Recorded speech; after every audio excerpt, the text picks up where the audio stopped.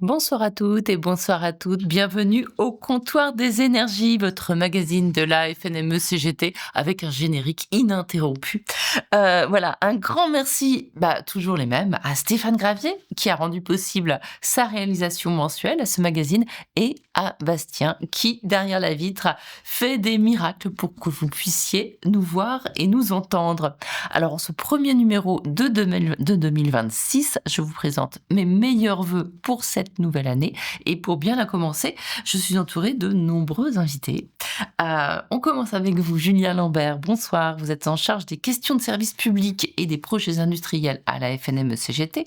À côté de vous, François Carlier. Bonsoir. Bonsoir. Vous êtes directeur de la CLCV, Consommation, Logement, Cadre de Vie, c'est ça? Tout à fait. À côté de moi, Eva Emeria, rédactrice en chef et invitée récurrente, puisque rédactrice en chef des publications de la Nouvelle Vie ouvrière, qui viendra nous parler notamment du numéro sur l'extrême droite. On en parle en fin d'émission, Eva, et de tous les beaux projets que vous avez. Je crois que vous allez même travailler sur le Front populaire. Absolument. Bonsoir, Eugénie. Merci. Et avec nous, à distance, nous avons Christian Khalifa, qui est président de Indecosa CGT. Bonsoir à vous, Christian, si vous nous entendez. Alors, avec vous tous, on va passer au crible les différentes actualités du secteur de l'énergie et leurs conséquences sur le prix de l'électricité et la facture de celles et ceux que je vais continuer à m'obstiner à appeler les usagers et pas les clients. Voilà, premier sujet un peu technique, la dérégulation totale du marché de l'électricité. C'est tout nouveau, ça date depuis ce 1er janvier 2026. Ça se traduit par la mise en place du versement nucléaire universel, le VNU, suite à la fin, donc ce 1er janvier 2026, de l'accès régulé à l'électricité nucléaire historique, la fameuse ARENT, qui obligeait EDF à vendre une partie de sa production à un prix prédéfini. Alors, ce dispositif de contrôle des prix de l'électricité française était en place depuis 2011 et il était très critiqué. Hein. Vous êtes d'accord avec ça, je crois, Julien. Vous l'avez d'ailleurs beaucoup critiqué à la FNME et à juste titre. Il permettait certes aux fournisseurs d'électricité alternative d'acheter jusqu'à 100 TWh d'électricité au prix de 42 € par mégawattheure. L'énergéticien historique, donc EDF, était ainsi tenu de brader une large partie de sa production à des concurrents sans que ces concurrents aient à assumer du coup le coût des infrastructures et des investissements et parfois même pas le coût de la production d'ailleurs. Enfin, ils produisaient rien en fait. Mais ils se contentaient de faire de l'argent sur la production des autres. Pour résumer ce dispositif dont l'unique but était d'encourager la concurrence sur le marché de détail de l'électricité avec des résultats assez peu appréciables d'ailleurs, puisque le nombre de concurrents d'EDF ont tiré profit de ces dispositifs. Ils sont parfois adonnés à des pratiques illicites au détriment des consommateurs finaux. Il y a eu beaucoup d'opérateurs qu'on ne va pas citer d'ailleurs, qui étaient sanctionnés par la Commission de régulation de l'énergie pour avoir vendu son surplus d'électricité acheté à EDF à tarif fixe et les ont revendus sur les marchés à tarif bien supérieur. Voilà, c'est ce que d'aucuns appellent les requins. Voilà, ils en ont bien profité.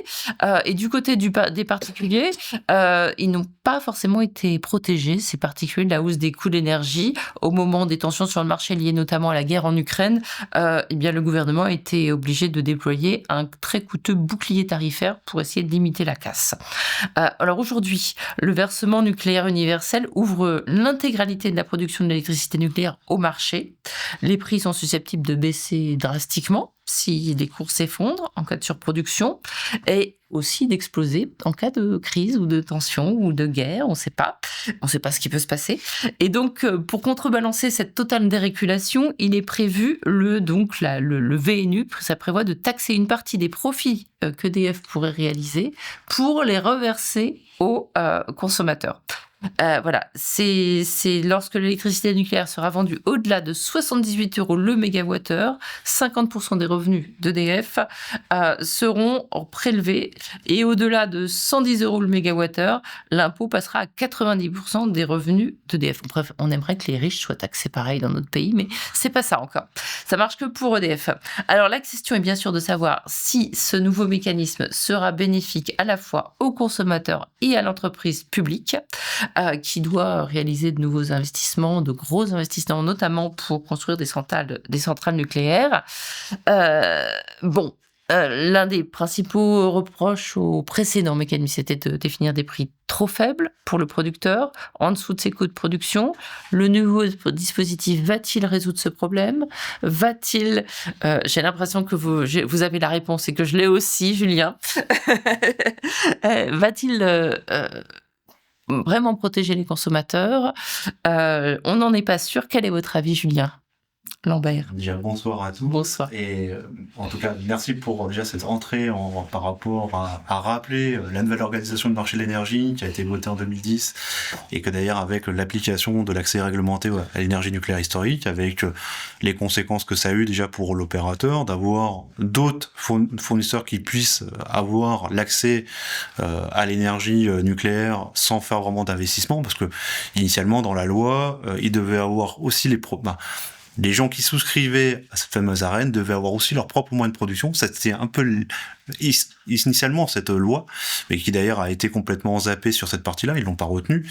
Et ce qui aurait eu au moins le mérite, c'est que à la base c'était que les gens qui souscrivaient avaient leur propre moyen de production. Là aujourd'hui, comme ils l'ont enlevé, ça a été bien traduit. Les gens n'avaient pas de moyen de production, ils souscrivaient directement à l'ARENH. Alors quand le marché était bas, même il y en a qui enlevaient leur souscription, parce que des fois c'était même pas intéressant quand le marché était bas. Et quand à l'inverse le marché s'est emballé depuis le post-Covid et après la guerre en Ukraine, bien évidemment là on a eu des effets de spéculation aussi à travers l'ARENH qui a pas protégé non plus le consommateur à la finalité.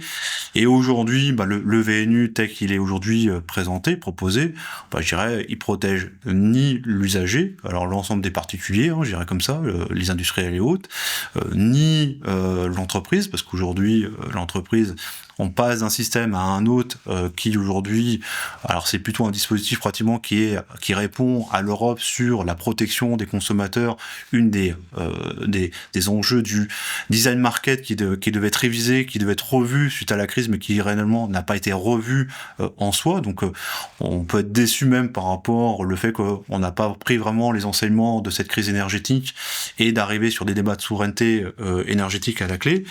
Et aujourd'hui, c'est vrai que quelque part, il n'y a pas un minimum pour l'entreprise pour préserver un minimum de rémunération par rapport au mur d'investissement qu'il y a à faire par rapport à sa production d'énergie, parce que il y a quand même plusieurs milliards d'euros, que ce soit pas que dans le nucléaire, dans d'autres aussi, dans l'ensemble du système énergétique, il y a quand même dans les réseaux, dans les infrastructures, mais aussi dans la différente production, des investissements à réaliser jusqu'à 2050.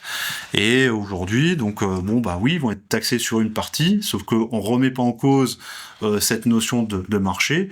Et c'est vrai que aujourd'hui, la Commission de régulation de l'énergie a joué le rôle de statuer à combien on déclenchait après les profits, la taxation de certains profits pour redistribuer à la suite aux usagers, qui a été un long débat, parce que on se posait même la question comment ils allaient reverser auprès des usagers une fois que le tarif sera dépassé par rapport aux deux seuils qui a été dit. Donc aujourd'hui, je dirais que c'est l'équilibre est très complexe entre justement la baisse des factures versus un financement de l'entreprise EDF qui doit faire face à un renouvellement de son parc de production, qui doit investir dans les années prochaines. Et donc là aujourd'hui, on dit clairement que le VNU ne répondra pas à ces questions-là par rapport à ce qui aujourd'hui est posé face à nous. La fédération, elle pose depuis un certain temps un prix qui soit aujourd'hui juste, donc réviser complètement la structuration tarifaire, qui soit le reflet des vrais coûts par rapport à ce qui est produit, pas spécialement à se mettre sur une valeur de marché, avec aussi en prenant en compte les frais le prise en compte des infrastructures, alors là qui aujourd'hui est un peu plus juste défini dans les tarifications de réseau, et puis avec une fiscalité qui aujourd'hui doit être moindre, parce qu'aujourd'hui quand on regarde la fiscalité, payer 20% sur la part d'énergie, on considère, nous la fédération, que c'est pas un produit de luxe, l'accès à l'énergie, donc automatiquement on on demande le passage à TVA 5,5 sur l'ensemble de la facture. Ça, mais ça, on reviendra par la suite. Oui. Mais là, c'est sûr qu'on est dans la totale dérégulation, donc c'est-à-dire ça va être avec des risques spéculatifs. Il y a des risques pseudo-objectifs en cas de crise, en cas de surproduction, en cas de rupture d'approvisionnement ou de coup de froid ou de je ne sais quoi. Mais il y a aussi possiblement de la spéculation qui fait que les prix sont totalement volatiles. Aujourd'hui, ça renvoie toujours la question par rapport aux différents acteurs, entre les gros consommateurs qui aujourd'hui, ils avaient eu l'utilisation, parce qu'on parlait des fournisseurs, mais il y a aussi des gros consommateurs qui accédaient sur l'arène pour pouvoir aussi sécuriser un prix par rapport à ce qu'ils consomment, parce que c'est des gros consommateurs d'énergie. À l'heure actuelle, quand il y a eu la première définition des prix, parce qu'ils devaient fixer la marge, la Commission de régulation de l'énergie a fixé à 60 €, et EDF était plutôt à 70, ce qui est comme aussi la discussion qu'il y avait et la négociation sur la mise en enchère de certaines parts du nucléaire par rapport à des allotements pour essayer de faire en sorte d'avoir une rémunération. Mais bon, là aujourd'hui, on voit bien que ce mécanisme-là, honnêtement, il fixera pas les prix, quoi. Parce qu'aujourd'hui, oui, le prix aujourd'hui il est bas. Mais si demain on a des vagues de froid et qu'il y a des manques de production un peu partout en Europe, les prix vont s'emballer à nouveau. Et donc là, oui, il y aura peut-être un manque à gagner à EDF, mais en gros, l'usager ne sera pas protégé par rapport à aujourd'hui à la mise en place du VNU. Donc aujourd'hui, c'est vrai que c'est peut-être une ignorance de ma part, mais on se demande toujours, c'est ex post que les choses seront reversées. Donc est-ce que il va y avoir qui va absorber les chocs, en fait? C'est ça la question. C'est qu'il parle d'un reversement. Bon, alors du coup, ça veut dire en plus, il y a toujours des coûts de gestion dans ce genre de reversement. Quand on taxe pour reverser, c'est jamais l'intégralité de toute façon de ce qui est prélevé. Donc c'est quand même, en termes d'infrastructure, pour le coup de construction, ça a l'air un peu particulier, quoi. C'est particulier parce qu'aujourd'hui, de toute façon, il y a eu toutes les discussions, même au Conseil supérieur de l'énergie, par rapport au mécanisme et quand ça déclenche pour pouvoir justement redistribuer par rapport à l'argent. Ce qui est sûr, c'est aujourd'hui, en aucun cas, je disais, ça va pas vraiment baisser la facture parce qu'à un moment donné, la facture, c'est un plafond et donc après, de toute façon, il y a toujours le prix de l'énergie qui est posé et je le mettais en avant. On est toujours soumis à cette loi du marché et d'ailleurs, avec la spéculation de l'énergie qui est aujourd'hui un vrai sujet de fond. Donc, on n'a pas changé la règle d'être sur le dernier appelé pour qui fait la référence du prix de l'énergie, donc aujourd'hui qui est le gaz. Aujourd'hui, ils ont mis en place comme une véritable usine à gaz pour pouvoir justement faire, et c'est pour ça que je faisais un peu le lien avec le gaz, mais on est sur une vraie usine à gaz pour justement faire en sorte que les gens puissent être remboursés ou récupérés par rapport à ce qu'ils auraient payé par rapport à ça. Donc honnêtement, aujourd'hui, en tout cas, on n'est pas pour le VNU, on est vraiment sur un nouvel modèle de tarification qui soit un juste prix, ce que je disais juste avant, parce que on voit bien que en fonction de ce qu'on donne comme valeur, parce qu'en plus, il y a la Cour des comptes qui donne une valeur par rapport au nucléaire historique. Ils ont fait une nouvelle méthodologie pour pouvoir définir combien coûtait par rapport aujourd'hui à la valeur du nucléaire. Et après, on définissait un seuil de déclenchement par rapport à ça. Mais aujourd'hui, ça veut dire quand même que quelque part, en fonction des choix politiques et énergétiques des pays, en fonction de la géopolitique qui peut aussi se passer aujourd'hui, parce qu'on voit bien que l'actualité fait que avec ce qui se passe au Venezuela, on peut avoir un contexte géopolitique qui bouge énormément. Ça laisse quand même beaucoup d'incertitudes sur la stabilité des prix et donc in fine, parce que c'est quand même une des composantes de la facture, le prix de la fourniture qui aujourd'hui peut, on va dire, continuer à monter. Donc certes, ils ont fait baisser des prix par des leviers qu'ils ont annoncés à travers la CTA, à travers. On va y revenir. Baisser les prix, c'est quand même. Voilà. Mais ils font croire qu'ils vont faire baisser les prix. Mais à la fin, la facture, on verra à la fin que si les gens réellement feront une économie d'énergie à la clé. Mais ça, c'est On va continuer à parler un peu du prix de l'électricité, en tout cas tel qu'il est défini. Parce que la FNME martèle depuis des années une solution alternative à tous ces mécanismes soumis à la logique du marché. C'est pour garantir un prix abordable de l'électricité pour tous. C'est simplement de sortir du marché, justement, et de rétablir le monopole public. Alors, comment c'est possible? Expliquez-nous, Julien. Aujourd'hui, alors on a bien eu une loi d'étatisation de l'entreprise. Absolument, c'est un premier pas. On avait et qu'on avait élargi les tarifs réglementés à différents utilisateurs, certes qui n'est pas aujourd'hui ce que nous on souhaitait. On souhaitait d'aller plus loin par rapport à l'élargissement des tarifs réglementés, que ce soit l'électricité ou du gaz, parce que le gaz il a été complètement oublié, mais ça je vous rappelle qu'on est aussi par rapport à rétablir le tarif réglementé sur le gaz. Et aujourd'hui, on est sur l'intégration, donc avec une entreprise publique, donc on est vraiment sur un grand service public de l'énergie, à travers une nouvelle nationalisation. En plus, ça tombe bien, on est dans la 80e année, donc du statut et donc de la Oui, j'ai lu une nationalisation. Donc c'est pour ça que je me permets de faire un peu cette pas dérive, mais c'est pas du tout une dérive, mais un petit clin d'œil par rapport à ce qu'on se dit.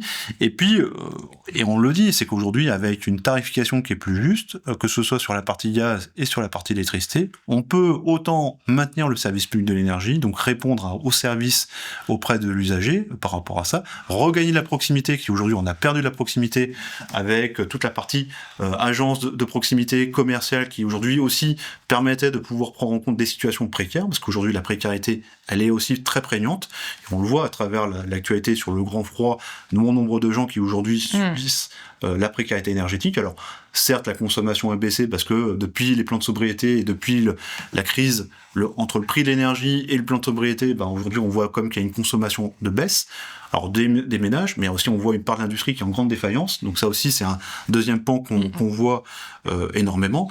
Et nous aujourd'hui on veut vraiment rebâtir sur des principes, justement l'accès à l'énergie pour tous, évidemment éviter les coupures. Là on reste dans justement après, on anticipe l'après trêve hivernale, mais quelque part mais il y a des coupures pendant la trêve hivernale, donc c'est pour ça c'est des restrictions qui deviennent des coupures, parce que quand on a un tout petit fusible, il saute et de toute façon on est coupé. Je parle en connaissance de cause. Si on n'a pas le minimum, je suis d'accord, ça ouvre des choses, ça ouvre vraiment le zoom sur justement les gens qui sont en grande difficulté, en grande précarité.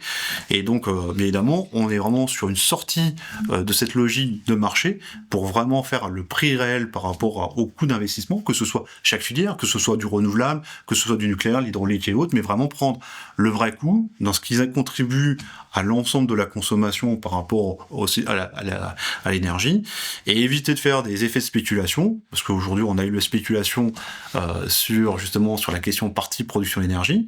On voit arriver sur la partie stockage de l'énergie la même dérive, et on le voit à travers le développement des voitures électriques, avec l'R5, avec le fait qu'on puisse réinjecter de l'énergie, une tentative de nouveau par rapport à ces questions-là. Donc nous on est plutôt à vouloir faire en sorte que ça soit dans des infrastructures régulées, que d'ailleurs ça soit bien maîtrisé, pour éviter que d'ailleurs on soit dans de la spéculation et du marché. Donc on est vraiment à revenir sur un monopole public à travers un service public de l'énergie, avec des acteurs, avec un comité d'utilisateurs qui permet justement de pouvoir veiller au fonctionnement des EPIC, avec des articulations, parce qu'aujourd'hui, revenir sur un établissement tel qu'on avait au niveau national, sans prendre en compte les réalités locales, en prenant départementales, donc on le veut sur une articulation à trois phases, mais ça on est en train j'anticipe un peu le coup, je suis en train de faire un peu les prémices de ce qu'on va sortir dans la gestion du service public et dans son financement. Pour le service public, je prends toujours d'exemple,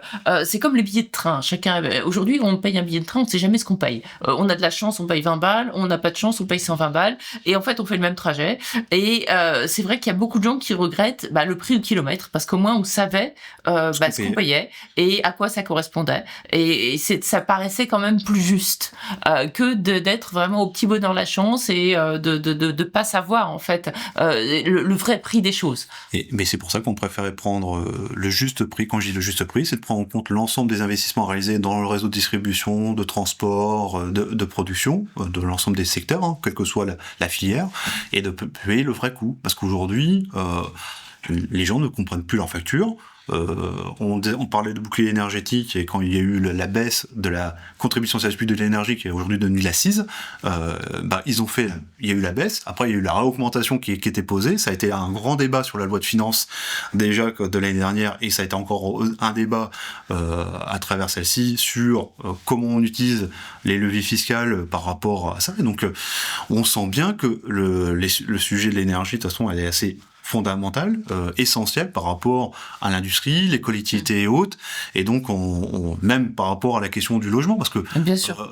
C'est pas que je vais faire un peu le tremplin par rapport on va le faire, à côté de moi, mais la question le logement, dans les logements, avec même le logement social, etc., la question du coût de l'énergie, les charges, c'est un sujet qui vient... c'est un sujet qui vient prégnant. Qui vient prégnant, qui a eu un débat, il y a eu un congrès des HLM, et donc c'était aussi un sujet autour de la question de l'énergie.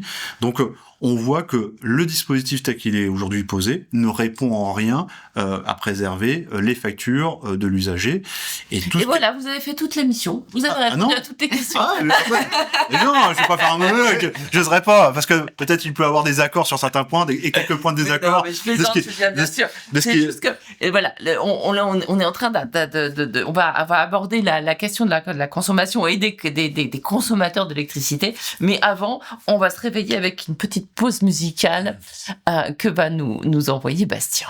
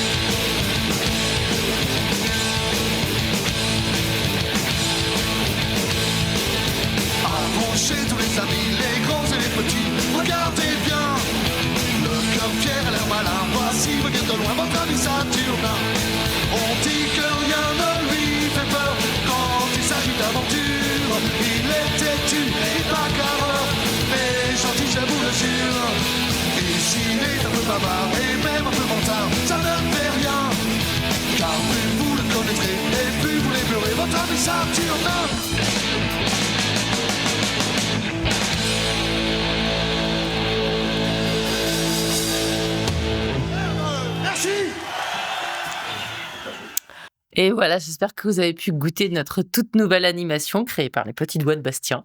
C'est beau pendant les pauses musicales, ça tourne, il y a le logo, tout ça. Moi, j'adore. Voilà, je tenais à le signaler quand même. Voilà, on se retrouve donc en plateau, toujours avec les mêmes invités, puis de la musique qui repart. Ouais. C'est la fête ce soir.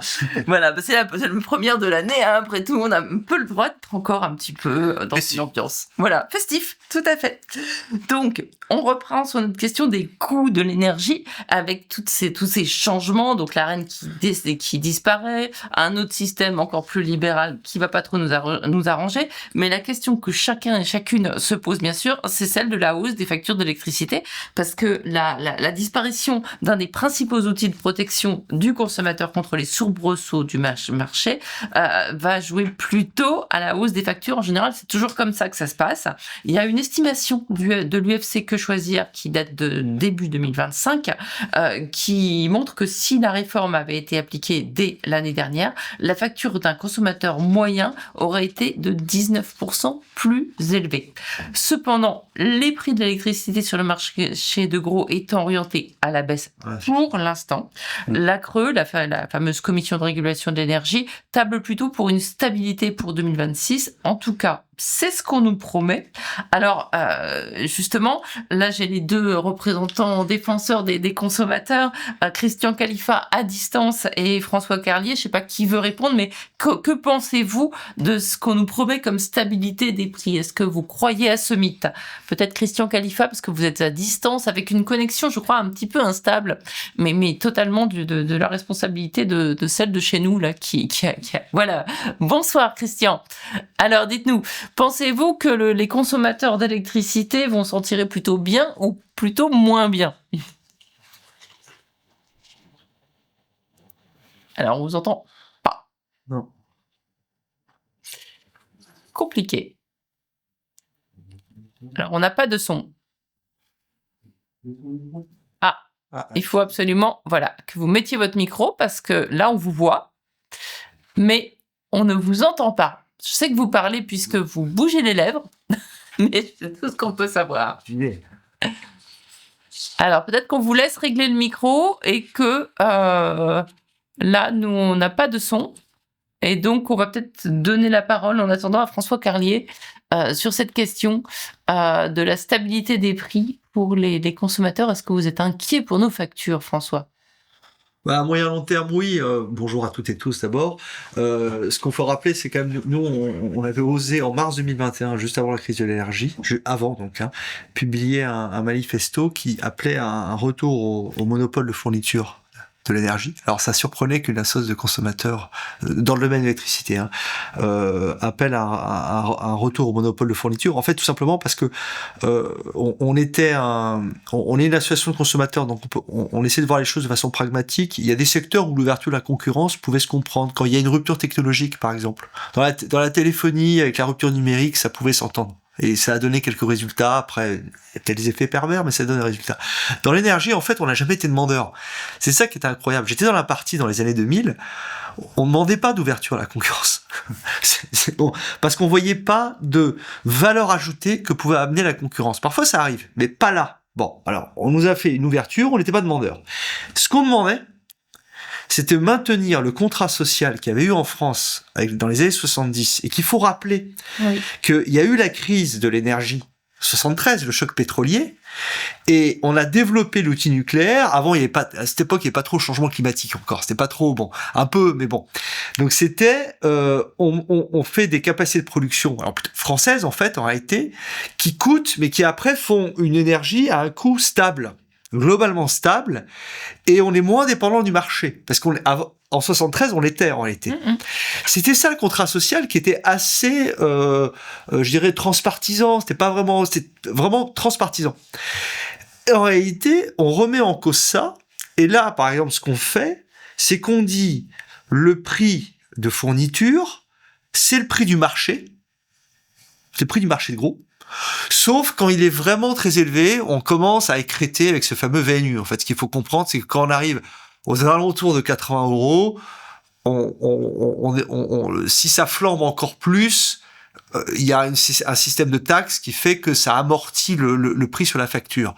Mais ça veut dire que globalement, le prix sur le marché de gros peut augmenter de façon élevée, parce que 80, 90, et on subit cette fluctuation. Oui, d'autant que ce sont des dépenses contraintes. Enfin, je veux dire, à un moment, quand il fait froid en hiver, je prends quand même une douche le matin. Et enfin voilà, on fait des dépenses complètement contraintes. Alors que le contrat social, qui était compris, que je peux respecter, qui était que on a accepté le nucléaire, il peut toujours avoir une sorte de risque, je dirais, globalement, on l'a accepté. Et en échange, entre autres, d'un truc stable, pépère. Ce que veulent les gens, en fait, nous on le voit, il y a encore 60% des Français qui sont tarifs réglementés. Bien sûr. Tout le système fait pour que les gens partent. 60% ils sont. Parce que ce qu'ils veulent, c'est un truc tranquille, ne pas trop avoir à s'en occuper. Pour la plupart d'entre eux. Oui. Pour la plupart d'entre eux. Bon. Ce qu'ils veulent aussi, c'est quand ils habitent au fin fond de la campagne, qu'il y ait un poteau électrique qui vienne jusqu'à chez eux. Voilà, c'est ça. Et donc, c'est important, la cohésion des territoires. Et donc, pour l'instant, en fait, et pour avoir, enfin, comme je suis en affaires publiques, pour fréquenter les gens dans les ministères, les conseils dans les cabinets, en fait, ils ont conçu ce truc en se disant, de toute façon, les prix du marché de gros, pour l'instant, sont assez bas. À partir de 2023, c'est plus la crise de l'énergie, ils étaient assez bas. Donc, ils se sont dit, de toute façon, ce système-là va pas porter préjudice dans les 2-3 ans à venir. Ce qui est le cas. Oui, et vous savez, ouais, c'est ça, mais l'horizon politique, ça, ils s'en fichent. En fait, concrètement, le gars dans le cabinet ministériel, je les aime bien, mais, et le ministre, il y a eu tout un tas de contingences qui a dit, on sort ça, comme les prix du marché de gros sont pas hauts, moi, je pensais que gouverner, c'était prévoir. Oui, c'est sauf que, le cas. sauf que si effectivement, dans 5 ans, dans 8 ans, pour X raisons, et l'énergie, c'est les cycles, hein, c'est les matières premières, si ça reflambe, on aura à ce moment-là une augmentation du prix, et là, je pense qu'il n'y aura pas de bouclier tarifaire, et là, on dira, on pouvait pas prévoir, j'en sais rien, enfin, je sais pas ce Qui aurait pu prévoir? Qui aurait pu prévoir, enfin, c'est un truc comme ça. Et donc, oui, effectivement, c'est sur le fond, c'est quand même, je trouve que c'est choquant dans le sens où en plus ça remet en cause un contrat social qui était en plus assez consensuel en France.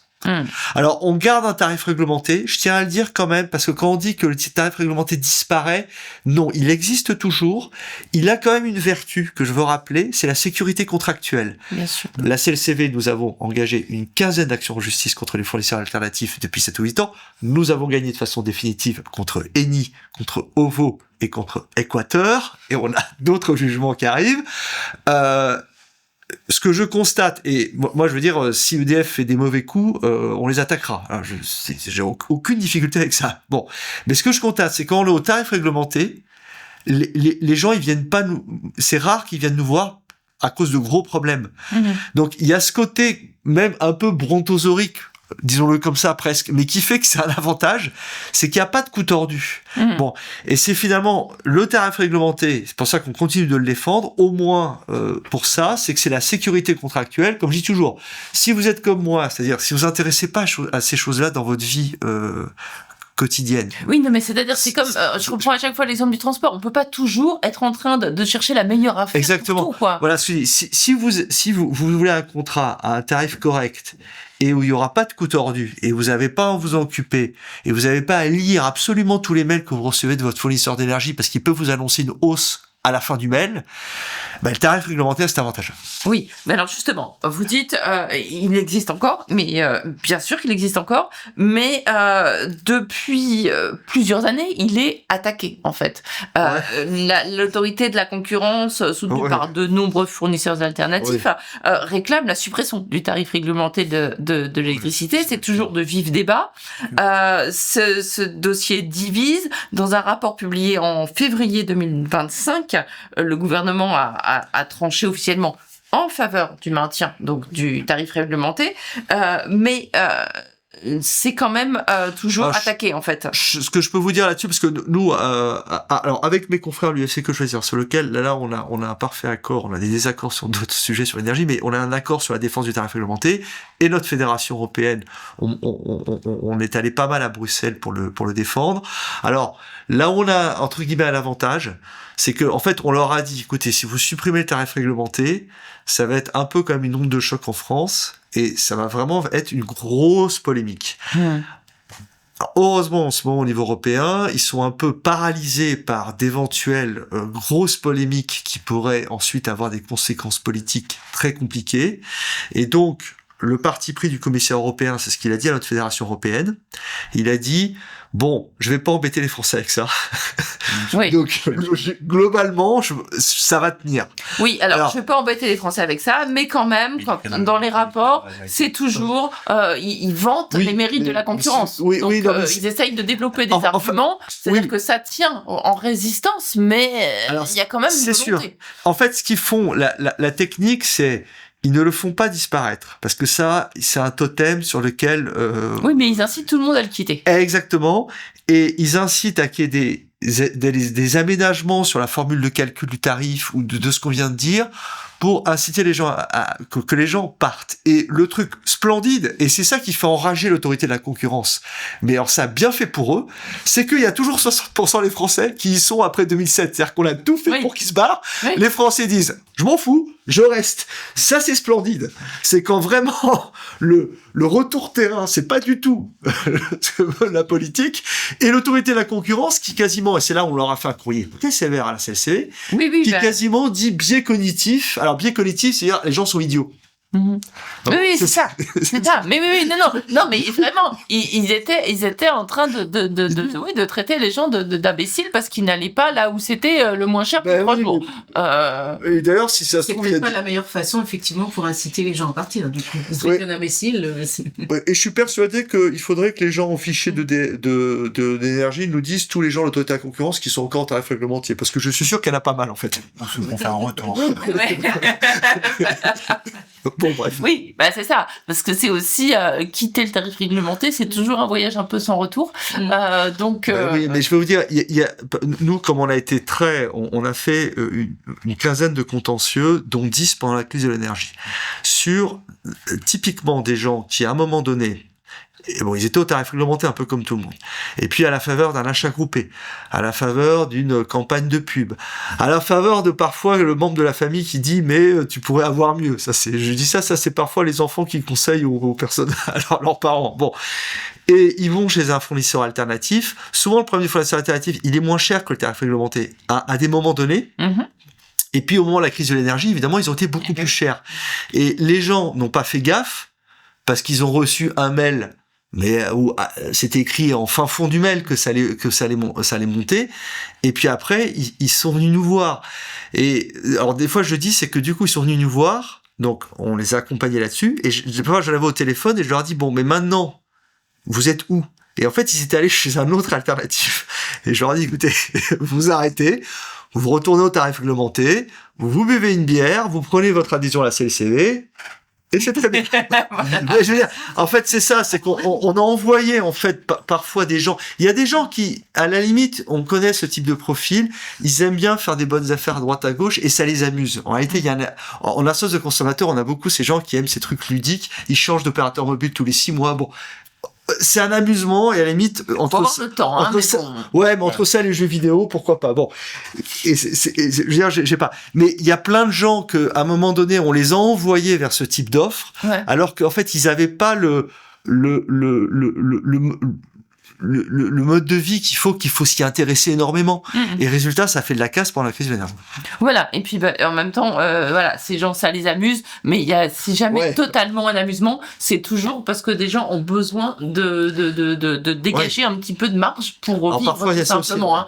Enfin, je comprends la passion des bonnes affaires, mais enfin, si on a les moyens de vivre correctement sans s'en préoccuper, on est moins tenté d'être toujours à la recherche de la promotion ou de la bonne affaire. Et donc, bon, alors je sais pas si on a pu récupérer Christian Khalifa avec le son. On retente, Christian. Moi, je suis très triste de pas vous entendre. Est-ce que vous tentez de nous parler? Non, apparemment. Vous nous entendez, vous? Pas l'air. Non, apparemment, ça marche plus du tout. Bon, décidément, c'est une année qui commence pas si bien que ça, mais on va continuer cette émission. Donc, on va parler évidemment toujours sur la question de la facture d'électricité. Eh bien, ce qui compte beaucoup en matière d'électricité, c'est la d'électricité, de gaz et d'énergie en particulier, c'est la précarité énergétique. Selon l'Observatoire national de la précarité énergétique, justement, 10% de la population est en situation de précarité énergétique, c'est-à-dire 3 millions de ménages qui ont froid en hiver et trop chaud en été. C'est à mettre en relation avec un seuil de pauvreté qui s'élève aujourd'hui à 15%, un niveau record. Donc, des milliers de personnes ne sont pas bien dans leur logement et c'est un niveau alarmant qui témoigne de l'urgence d'accroître des dispositifs d'aide à la lutte contre cette précarité énergétique. Je cite une lettre justement que Christian Khalifa a co-signé au nom de son organisation, l'Indecosa. Alors, les mesures pour réduire les factures d'énergie pour les personnes les plus démunies, qu'est-ce que préconisent les associations de consommateurs, donc à la fois en termes, bien sûr, on a bien compris, le tarif réglementé, par exemple, essayer d'avoir une facture stable, un prix qu'on comprend, mais aussi il y a toutes ces aides à l'isolation des logements. C'est aussi un vrai problème de société, ça. Oui, on insiste toujours sur le fait parce que il y a une chose dans la dérégulation du secteur, ceux qui dérégulent vont toujours dire alors pour les publics vulnérables, comme ça qu'on dit vulnerable en anglais dans les cercles bruxellois, là il faut faire des choses. Alors c'est là où on se méfie aussi, où on dit faut avant tout bien réguler le secteur pour que le prix soit correct. C'est pour tout le monde et notamment pour les publics à revenus faibles. C'est d'abord ça la base. C'est d'avoir bon. Alors après, il y a toutes les mesures d'accompagnement. Je pense que ensuite, ça relève de tout ce qui est de l'accompagnement social qui existait déjà et mais qui doit être renforcé en réalité. Alors, mais en fait, est-ce que le vrai prix de l'énergie, c'est pas une forme de sécurité sociale de l'énergie quelque part? La meilleure chose, c'est déjà un prix. Un prix à un niveau pas haut. Enfin, c'est la première des choses. Bon, ensuite c'est l'accompagnement. Bon, le chèque énergie est une bonne chose. Là, il y a eu un très gros souci, c'est que en gros ils ont. Alors c'était compliqué de l'obtenir. Il fallait quasiment avoir un bac plus 12 pour pouvoir faire appel. Parce que avant c'était automatique, mais en réformant la taxe d'habitation, ils ont perdu le fichier quoi. Le fichier. Enfin non, pardon. Mais alors moi ça j'ai toujours du mal à croire à ces petites erreurs. On a perdu le fichier. Non, mais je crois que malheureusement, soit on est vraiment dans mais c'est à chaque fois des incompétences qui produisent du non-recours et qui produisent. Mais exactement. Exactement. Exactement parce que en novembre là, je m'en suis occupé pour quelqu'un de ma famille il devait toucher le chèque énergie, il n'a pas touché. Bon et donc.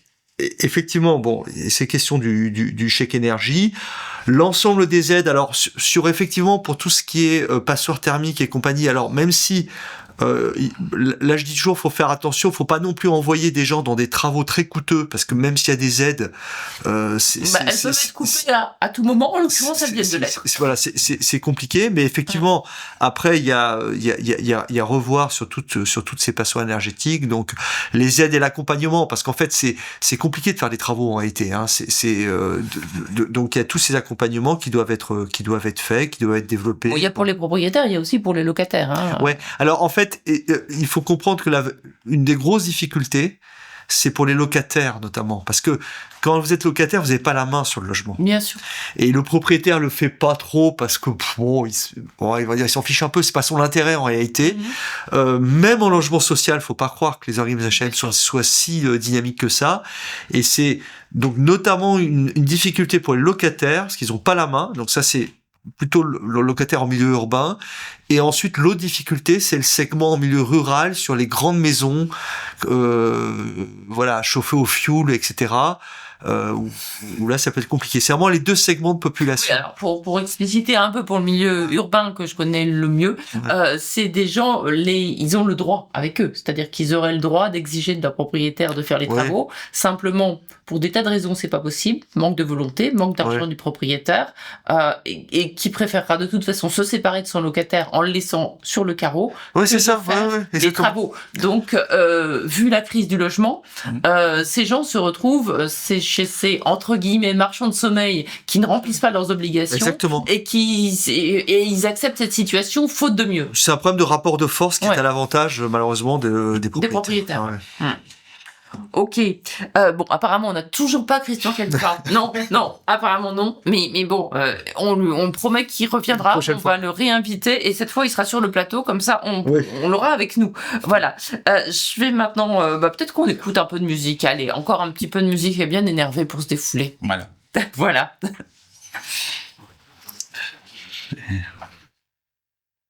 Il paraît que vous connaissez ce qu'on vient d'entendre. Les shérifs. Et alors, ça vous rappelle votre jeunesse? Oui. Groupe de Montpellier, d'ailleurs. La mienne. Voilà. Très bien. Alors, on continue avec nos invités. Julien Lambert, en charge des questions des services publics et des projets industriels à la FNM-CGT. Christian Khalifa, malheureusement, on n'arrive pas à l'avoir avec nous, le président d'Indecosa CGT, mais il reviendra. François Carlier, le directeur de CLCV, et à côté de moi, Eva Emeria, qu'on garde pour la fin. Voilà. Eva, rédactrice en chef des publications de la Nouvelle Vie ouvrière. Julien, vous vouliez rebondir sur ces questions de précarité énergétique. Dites-nous. Oui, mais non, d'asson, parce que la précarité, c'est quelque chose qu'on a vu et qui aujourd'hui ne baisse pas. Et ça fait des années qu'aujourd'hui l'Observatoire démontre que la précarité continue et qu'aujourd'hui la question du logement, de l'isolation est un sujet de fond, parce qu'on voit la pénurie du logement, mais on voit aussi le nombre de logements qui sont en passoire thermique par rapport à leur classification par rapport à ça.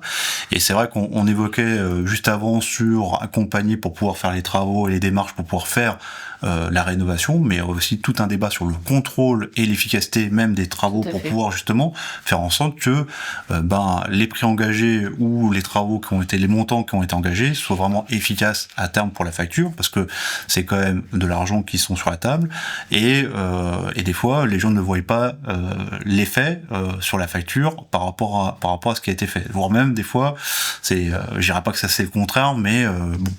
Donc après oui, les rénovations partielles parfois ça fait des ponts d'air ou des choses comme ça qui font effectivement des gros problèmes, oui, effectivement. Et aujourd'hui, nous, dans le cadre justement du service public, c'est fait partie des choses qu'on revient par rapport à toute cette partie efficacité énergétique, parce qu'on sent bien que c'est quelque chose de fond qui permet de regarder aussi par rapport aux travaux. Quand il y a eu les travaux pour 1 euro, combien on a vu de malfaçons qui a été fait, et que aujourd'hui les gens ont cru que d'ailleurs ont eu avoir des travaux et que d'ailleurs c'était des escroqueries qui a été refacturées parce qu'ils avaient déclaré que les travaux étaient finis, qu'à la fin les gens ils se retrouvaient dans une situation très précaire par rapport et pensant que les travaux étaient réalisés en bonne et due forme et que ça allait avoir une amélioration sur leur vie au quotidien. Et non. Et donc ça c'est quelque chose que d'ailleurs aujourd'hui on souhaite aussi veiller par rapport à toute cette efficacité énergétique. Mais comme on parlait par rapport aux des gens qui sont en précarité, c'est pas pour rien qu'on redemande l'ouverture de proximité, d'agences de proximité. Parce que tout ne peut pas se faire par plateforme téléphonique ou à distance. À un moment de revoir les personnes, de les aider pour justement accompagner par rapport aux difficultés qu'ils peuvent avoir aussi de paiement.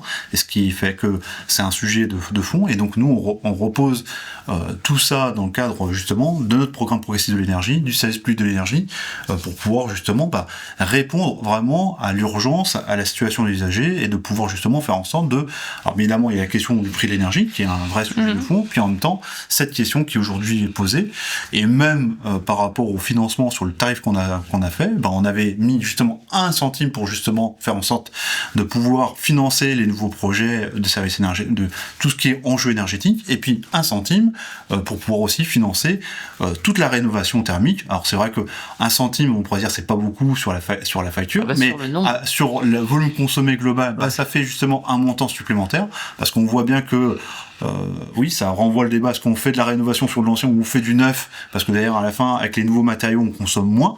C'est vrai qu'aujourd'hui, on a un vrai sujet autour de l'accès au logement, par rapport à ce qu'on vit. Donc aujourd'hui, je pense que ce qu'on est en train de proposer répond complètement à tout ce qui est aujourd'hui dans les problématiques qui sont sur la table, qui sont aujourd'hui, mais qui seront demain, et que je disais la crise de l'énergie, c'est quelque chose il y a des choses qui s'anticipent malgré tout, par rapport à ce qui est dit, et ça renvoie le débat, c'est comment on se préserve et comment on revient sur des débats de souveraineté, qu'elle soit énergie ou numérique. Là, on voit bien que la question du numérique aujourd'hui, par rapport à l'émission, mais la question du numérique est importante aussi, parce que voilà, il y a notamment les gens qui sont enfin voilà, on parle beaucoup de fracture numérique. Il y a des gens qui sont en électronisme, c'est pas l'électrisme, mais c'est l'électronisme, c'est-à-dire que les gens ne savent pas forcément aller sur une plateforme, faire des démarches en ligne, etc. Ils savent même pas peut-être il y a plus personne maintenant. Quand on n'a pas l'EDF, on a une plateforme, et on a beaucoup de mal à avoir des conseillers qui savent de quoi on parle. Et en l'occurrence, des conseils avec des gens dans une boutique qu'on voit en vrai, Mais ça, on en rêve tous. Et je pense que c'est aussi ce dont rêve la FNME.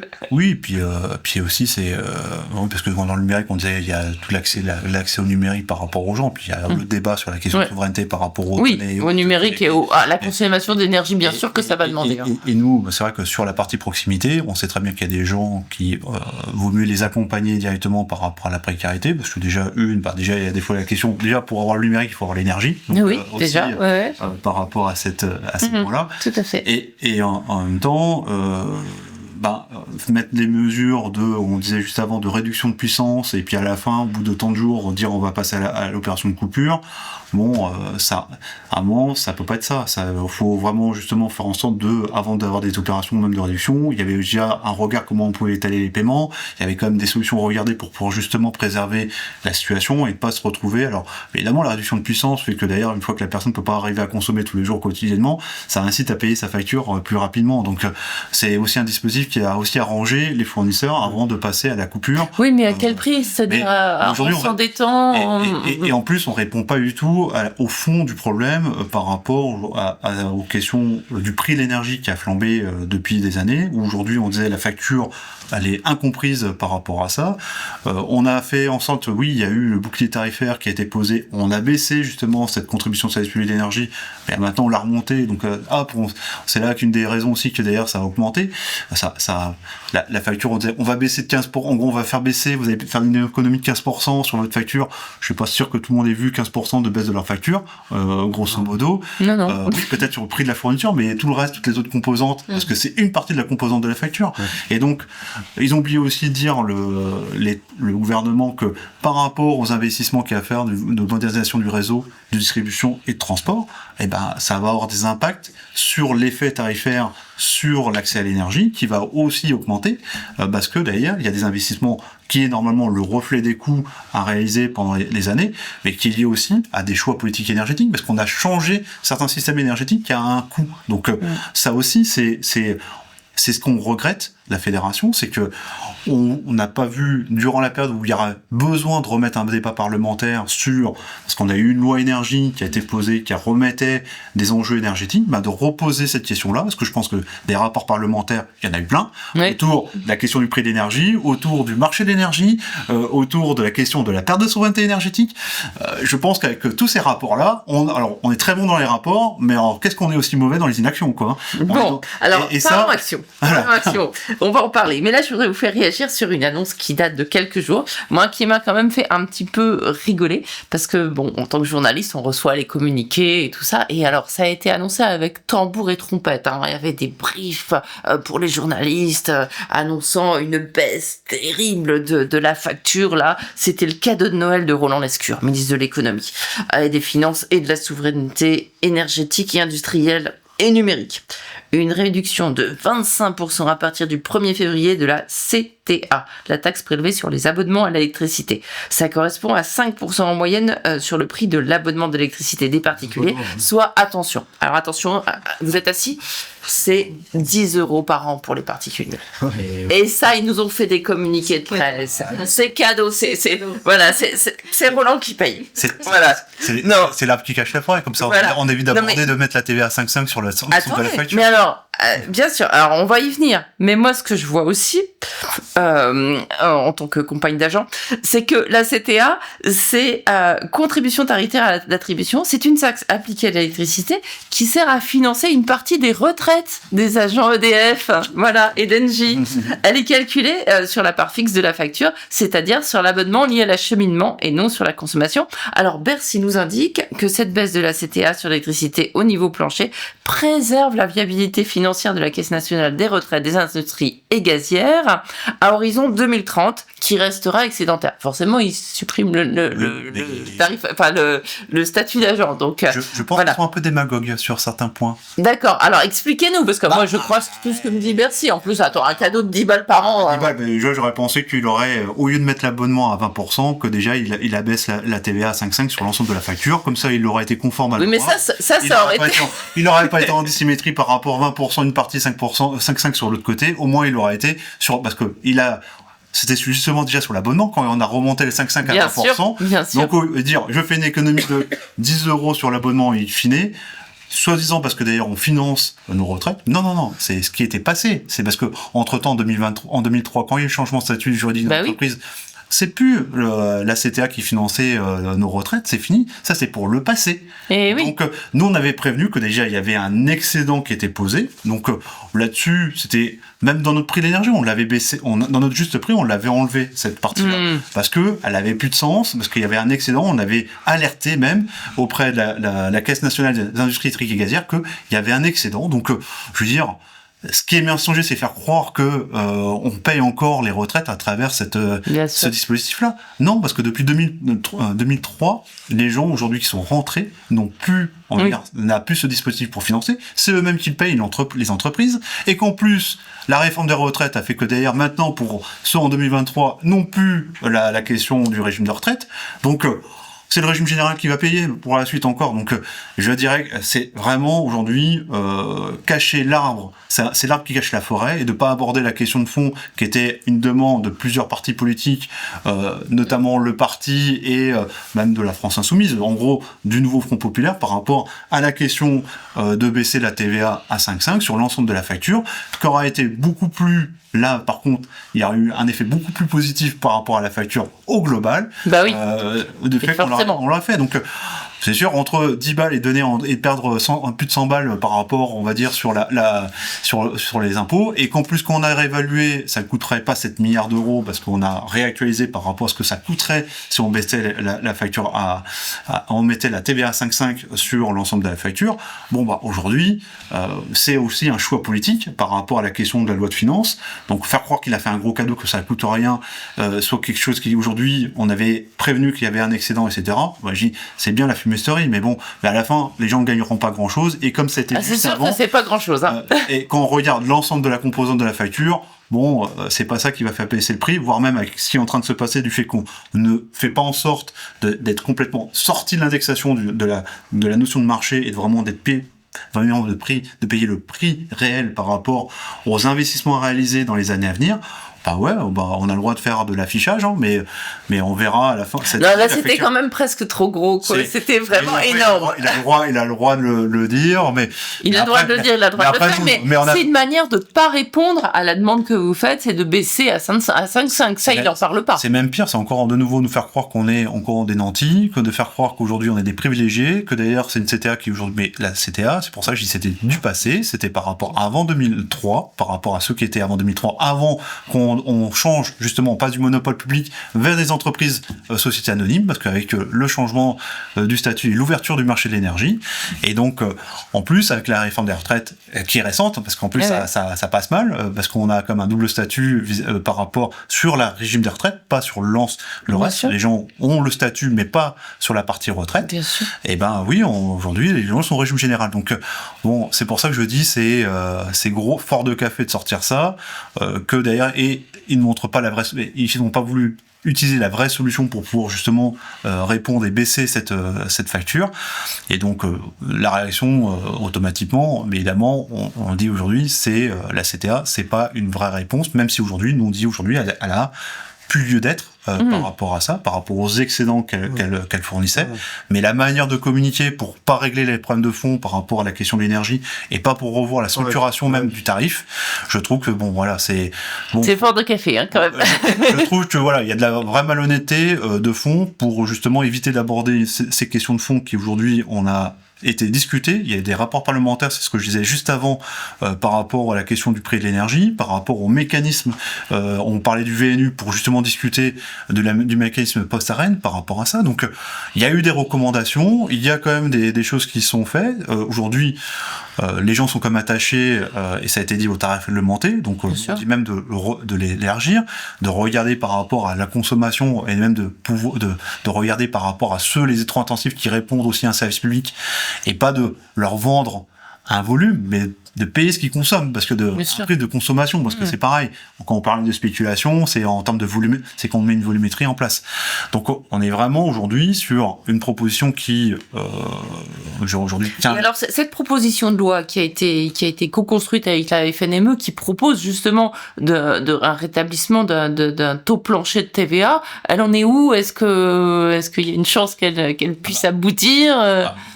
Aujourd'hui, moi j'invite encore les personnes à signer la pétition pour pouvoir justement qu'elle soit soumise au débat, parce qu'aujourd'hui ça fait partie justement des pétitions. Faut lui trouver une petite niche. Si elle arrive à 100 000 signatures, automatiquement, ça ouvre le... Bon, on n'y est pas, hein. J'ai regardé, faut y aller là. Ça ouvrait bien sûr, au moins un débat. Le débat pour pouvoir justement l'instruire et de pouvoir justement arriver à discuter de ces questions-là.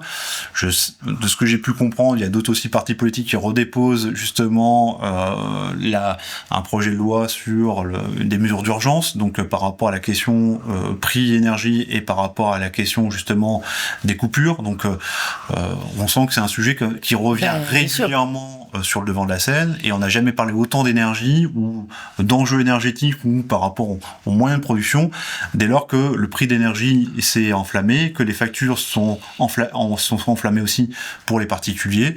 Et quand nous on avait fait des propositions par rapport au prix de l'énergie, on était arrivé quand même, alors même si aujourd'hui il y en a qui diront avec abonnement, parce qu'on était bien évidemment TTC et abonnement, à 19 centimes 48, donc pour pouvoir justement avoir le tarif le plus juste par rapport à ce qu'il y a comme investissement à faire dans les années à venir sur les infrastructures et sur les différents moyens de production d'énergie, tout en répondant aux enjeux de transition, de décarbonation, parce que c'est aussi de souveraineté, parce que c'est un vrai débat qui est aujourd'hui posé.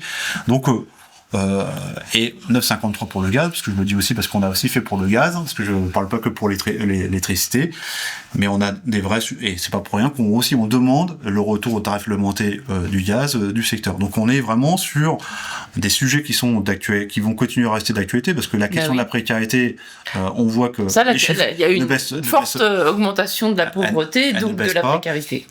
C'est ce que je disais tout à l'heure, le débat sur le congrès de l'HLM, il y avait Génération Logement qui justement abordait cette question du prix de l'énergie et de la précarité des logements par rapport à ça. Donc je pense qu'on est vraiment encore dans les thématiques entre crise du logement, prix d'énergie, qui aujourd'hui seront à mon avis peut-être dans les débats à travers les municipales, parce qu'on est quand même dans les horizons municipaux, donc par rapport à ça, même si l'énergie c'est pas au périmètre des municipalités, mais quand même la question transport logement, et quelque part l'énergie elle vient de toute façon le maire c'est celui qui va être de proximité, donc qui sera forcément interpellé sur ces questions. Mais on est vraiment très attaché au service public, et c'est vrai que là dans cette période là on est en tout cas nos propositions aujourd'hui permettraient de répondre en partie voire même la totalité sur autant les enjeux d'avenir par rapport à ça.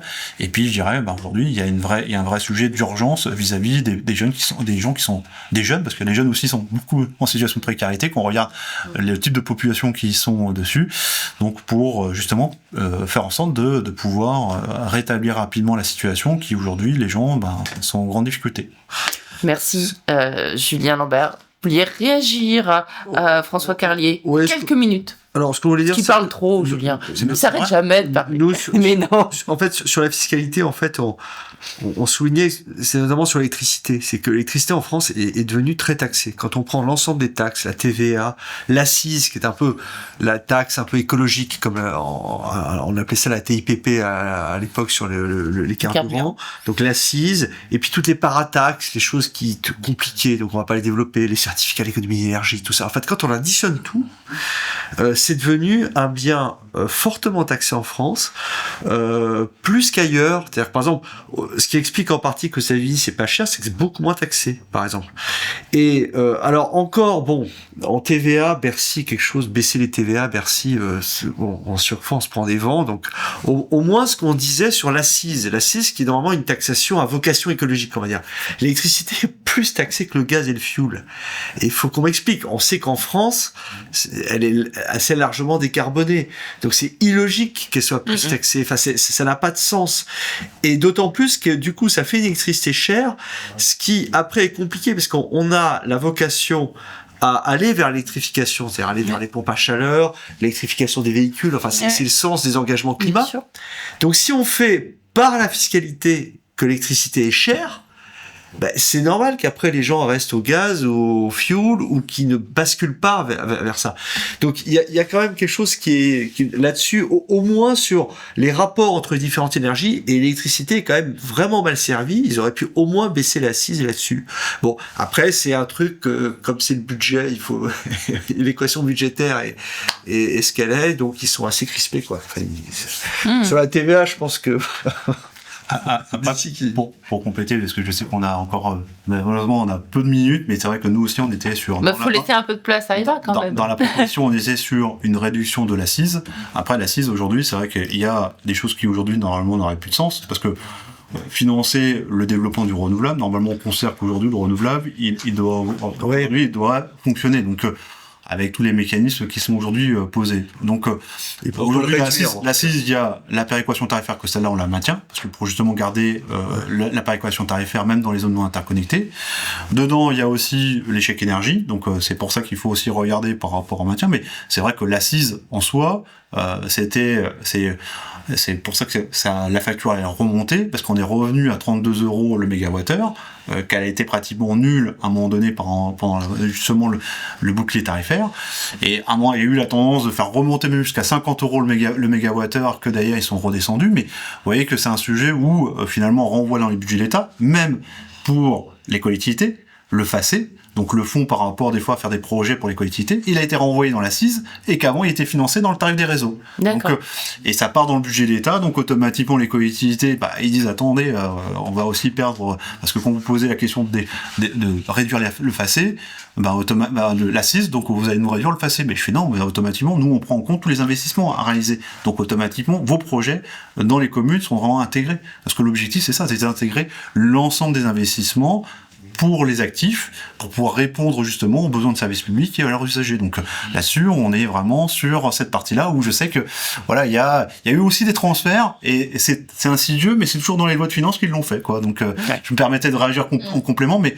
ça fait partie aussi des leviers qu'on a réduits, parce qu'on parlait de la TVA, mais pour arriver au prix qu'on a fait, bien évidemment les taxes elles pèsent énormément par rapport au prix sur l'électricité et le gaz, donc on a fait le même exercice pour les deux parties, et on a fait le choix de réduire les parties justement l'assise qui est avant la contribution de service public de l'énergie, parce que des fois ça parle plus quand on passe en ancien franc, ça fait partie des éléments où on a joué pour pouvoir aussi faire en sorte de proposer nos prix actuellement. Eh bien, je vous propose qu'on clore ce sujet pour parce que en fait vous avez prononcé le mot service public, et quand on constate en général la disparition des services publics, on peut superposer la carte avec de la disparition des services publics avec celle de la montée de l'extrême droite, et l'extrême droite, t'as vu la transition, quand même. Eh bien, l'extrême droite. On attendait une pause musicale, mais non. Donc mais du coup, on a parce que le temps nous manque. C'est pas qu'on n'aime pas la musique, mais il est temps de parler quand même de ce magazine que j'ai entre les mains. C'est donc un hors-série, La Vie ouvrière, que vous pouvez vous procurer sur le site internet. C'est ça, nvo.fr, sur la boutique en ligne de la Voilà, absolument. Extrême droite, un défi mondial. Et oui, on l'a remarqué, l'extrême droite gagne l'Europe, pas que l'Europe, l'Amérique aussi, et pas que l'Amérique du Nord. Et c'est une catastrophe. Et donc vous êtes allé voir avec votre équipe, Eva, un peu ce que ça donne réellement du point de vue des travailleurs, du point de vue des libertés, voilà. Alors, ce qui se passe, c'est on avait réalisé un numéro sur sur l'extrême droite en France il y a ça à peu près 1 an et demi, et on s'était dit que, hélas, comme vous l'avez dit, Eugénie, la thématique est non seulement européenne mais plutôt mondiale. Donc, on a intitulé ce numéro Extrême droite, un défi mondial. De toute façon, pas besoin de revenir sur l'élection de Donald Trump. Non, mais si on regarde l'Inde, malheureusement, c'est partout. Exactement. Donc, ce qu'on s'est dit, c'est évidemment, on part d'un constat qui est pas très rigolo, c'est que l'extrême droite monte un peu partout dans le monde entier. Et on s'est dit qu'on allait se consacrer à une 20aine de pays dans le monde, donc tout continent confondu, parce qu'effectivement, l'extrême droite gagne du terrain sur tous les continents. de façon pas très homogène. Hein. On parle aussi du continent africain. On va voir que c'est quelque chose d'assez particulier sur le continent africain. Mais on s'est intéressé donc à une vingtaine de pays. Donc sur cette vingtaine de pays, on a déjà pris en spécificité des pays où l'extrême droite est déjà au pouvoir. Donc les États-Unis par exemple, l'Argentine, l'Italie aussi, qui est souvent un exemple qui est donné en Europe pour dire, vous voyez, l'extrême droite, ça se passe pas si mal, c'est très bien, Mélanie a un super bilan, etc. On est allé voir et on s'est rendu compte que c'était pas si génial que ça. Bien alors, par exemple, parce que l'Italie, c'est vrai qu'elle est souvent citée en exemple, donc peut-être développer un peu pour casser ce mythe. Alors, on est allé interviewer un syndicaliste de la CGIL, en fait, qui témoigne. Alors, la CGIL est très active, donc c'est une organisation syndicale italienne, est très active en matière de lutte contre l'extrême droite, et c'est une organisation qui a été attaquée avant que Meloni arrive au pouvoir par des néofascistes, appelons-les comme ça. De toute façon, ils se revendiquent comme ça, donc c'est d'une extrême violence. Et depuis que Meloni est au pouvoir, donc ce que nous dit Salvatore Marra, donc qui est notre interlocuteur, nous dit de toute façon, vous en France, vous avez une dizaine d'années de retard sur nous, ce qui est pas très rassurant, parce que quand on va un peu plus loin dans ce qui est pour lui le bilan Meloni, qui est présenté par le patronat français comme un modèle à suivre, Mélodie, c'est une hausse de la pauvreté. Donc les premières mesures qu'elle a mis en œuvre quand elle est arrivée au pouvoir, c'est par exemple de supprimer l'équivalent du RSA. Voilà, donc c'est aussi un pouvoir qui est d'une extrême violence. On ne le sait pas beaucoup, mais en matière de dérive raciste, de chasse aux migrants, faut le savoir. Elle a un visage comme ça très urbain et effectivement, elle est très active en matière de relations internationales, mais le fascisme reste le fascisme. Donc en matière sociale notamment, c'est une catastrophe pour les Italiens. Il y a une inflation phénoménale, la jeunesse ne trouve pas de travail, alors c'est pas nouveau, mais ça s'est pas arrangé. Voilà, donc c'est ce qui donne à voir. Alors c'était pas la faute des étrangers? Alors c'était pas la faute des étrangers, oui ça alors. Donc on a fait un distinguo, donc on a fait appel à un certain nombre de correspondants, qui donc alors pour l'Italie c'est pas le bon exemple parce que c'est moi qui ai interviewé le syndicaliste, mais sur la plupart des pays que nous avons étudiés, en fait ce sont des correspondants étrangers, oui, donc des gens qui vivent sur place. Oui. Et notamment on a comme ça un reportage absolument glaçant sur ce qui se passe aux États-Unis en matière de chasse aux migrants, avec l'une de nos correspondantes qui vit à New York et qui est allée voir donc ce qui se passe ICE, là, les brigades. avec la fameuse ICE et surtout cette fameuse chasse aux Pokémon, parce qu'il faut le savoir, c'est ce qu'on dit, c'est que pour faire de la publicité à la police de Donald Trump, appelons-la comme ça, ils ont fait un spot en disant, voyez, la chasse aux migrants, c'est comme la chasse aux Pokémon, donc on va tous les attraper et tous les foutre dehors. Voilà. C'est à peu près de ce niveau-là. Voilà. Ce qui est intéressant quand même, parce que je voudrais quand même pas désespérer tout le monde, même si c'est une extrême violence, qu'on parle de l'Argentine, des États-Unis et d'autres pays, c'est qu'on s'est attaché dans ce numéro à parler de riposte syndicale et de formes de résistance. Et c'est ça qui est intéressant quand même de montrer. Par exemple, pour revenir sur le cas de New York, c'est qu'on montre le syndicat des infirmières, notamment, de New York, qui, justement, empêche que la police vienne chercher des migrants jusque dans les hôpitaux et même dans les écoles. Donc aujourd'hui, c'est. Mais New York est une île. Il y a un maire à New York. Oui, certes, c'est une île, mais New York reste aux États-Unis. Donc les migrants sont pas tranquilles non plus, ni à New York, ni à Chicago, qui est aussi une enclave démocrate. Mais malgré tout, voilà. Et on connaît la suite. Donald Trump s'énerve contre tout ce qui ose s'opposer à sa politique, que ce soit un gouverneur de Californie ou d'autres. La vermine démocrate. La vermine démocrate, voilà.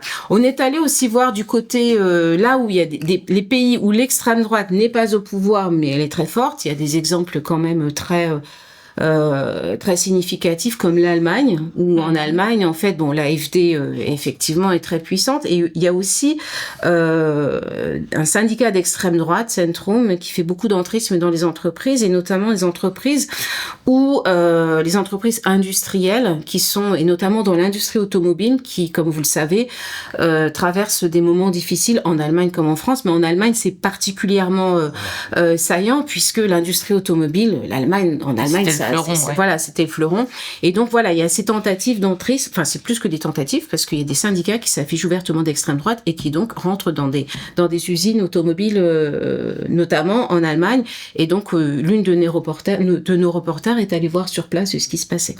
Pour parler des autres continents, parce que malheureusement il n'y a pas qu'en Europe. Peut-être une question. Oui. On dit beaucoup, alors notamment en France, parce que bon là on va quand même avoir des élections municipales et le RN et l'extrême droite en général s'affichent. C'est de moins en moins vrai. Hein, leur vrai visage commence à apparaître, mais comme les défenseurs des travailleurs, en profitant notamment des colères justifiées, des gens qui ont perdu 3, 4, 5 fois leur emploi dans des territoires en désindustrialisation ou victimes de patrons voyous qui délocalisent en touchant des aides publiques, etc.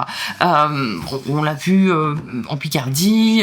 On voit que ce genre de choses fait fleurir, fait progresser le vote Front National.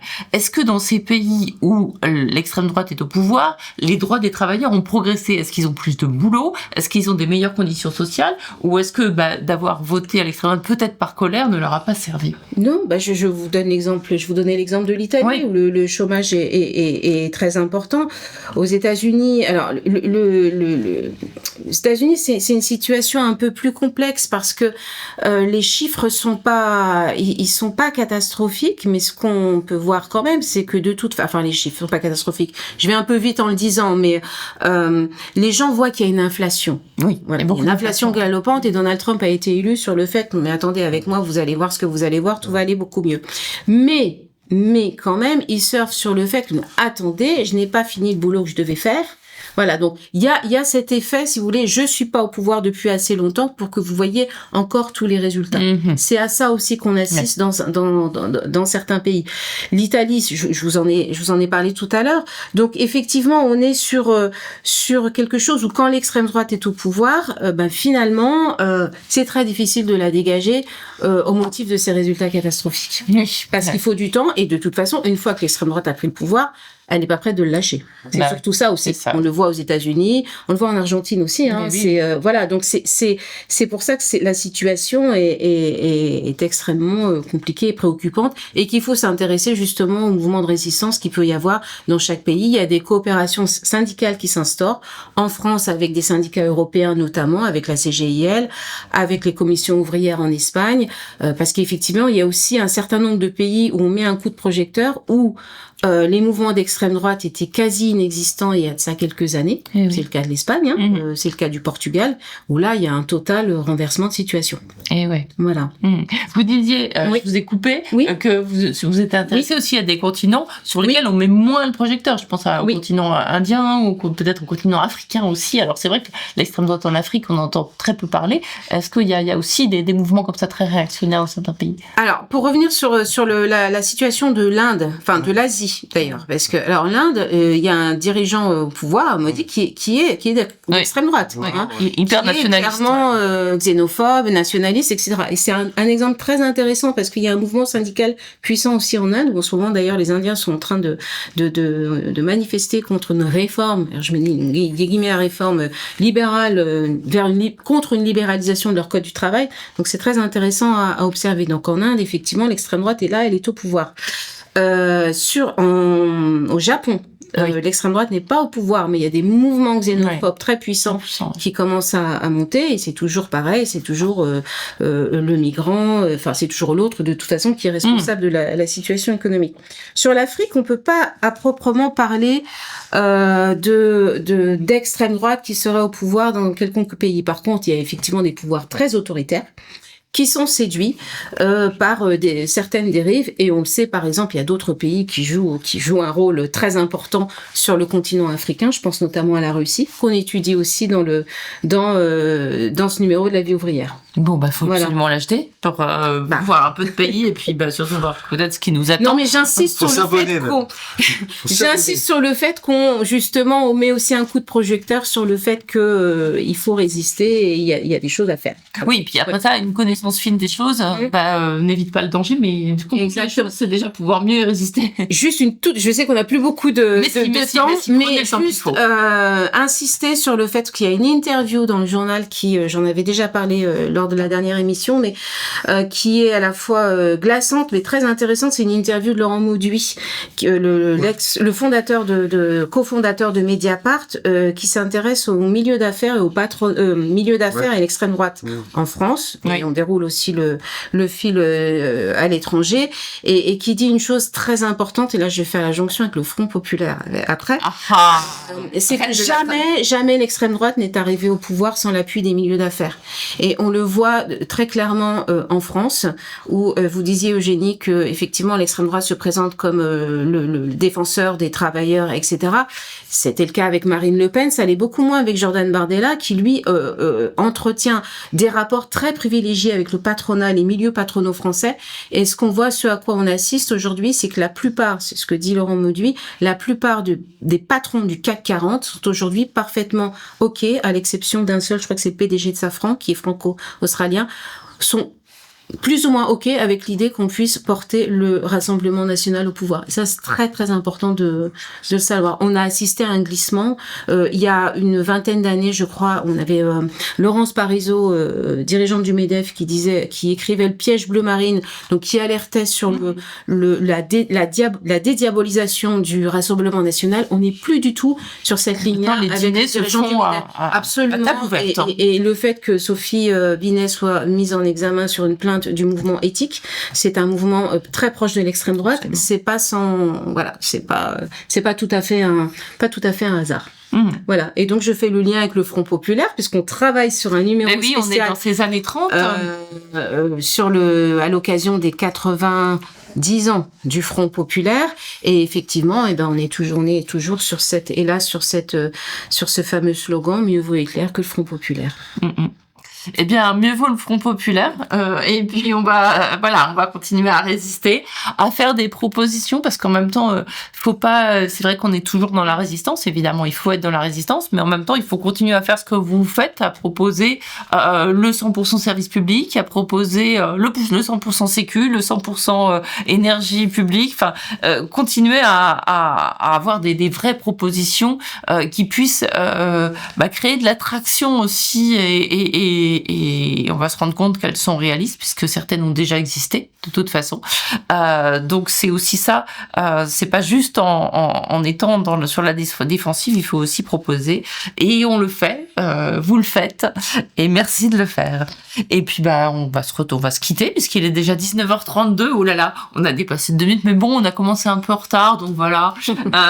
Allez, un grand merci à Bastien qui a fait vraiment tout son possible.